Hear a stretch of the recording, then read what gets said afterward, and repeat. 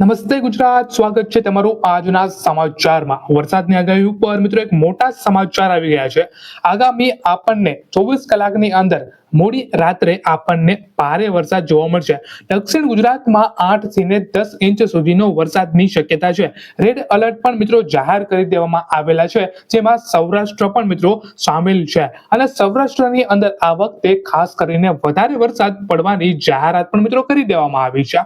ત્યાર પછીના મુખ્ય સમાચારની આપણે વાત કરીએ તો જીએસટી ના દરમાં મોટી રાહત છે મિત્રો। પીએમ નરેન્દ્ર મોદીએ જે જીએસટી ના સ્લેબ છે મિત્રો, એમાં હવે અત્યારે કટોતી મિત્રો કરી દીધેલી છે। એટલે કે જે પણ તમે વસ્તુ લેવા જઈ રહ્યા હોય તે વસ્તુ જો તમે દિવાળી ઉપર ગયો છો તો તમને દિવાળીનું તો ડિસ્કાઉન્ટ મળશે જ મળશે, પરંતુ એ સિવાય જીએસટી ઓછું થયું છે એનો પણ તમને લાભ મળશે।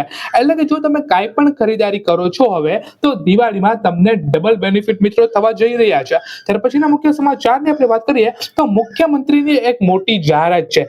ગુજરાતમાં મુખ્યમંત્રી ભૂપેન્દ્ર પટેલે પીએમ સૂર્યઘર યોજના જે છે મિત્રો, એમાં લાઇટ બિલ જે છે મિત્રો એ હવે 0 કરી દેવાની જાહેરાત કરી દીધેલી છે। સોલાર પેનલ લગાવવા ઉપર મિત્રો તમને 40 થી 70% સબસિડી પણ હવે તમને મળશે। ત્યાર પછીના મુખ્ય સમાચારની આપણે વાત કરીએ તો સિંગ તેલના ભાવમાં મિત્રો વધારો થયો છે। તહેવારો પહેલા 15 કિલોના ડબ્બામાં 2360 થી વધીને 2390 રૂપિયા કરી દેવામાં આવેલા છે। ખંભાળિયાની એપીએમસી ખાતે 1 કરોડના ખર્ચે સિંગ તેલ જે છે મિત્રો એ પ્રોસેસિંગ યુનિટ પણ મિત્રો ચાલવાનું થઈ ગયેલું છે।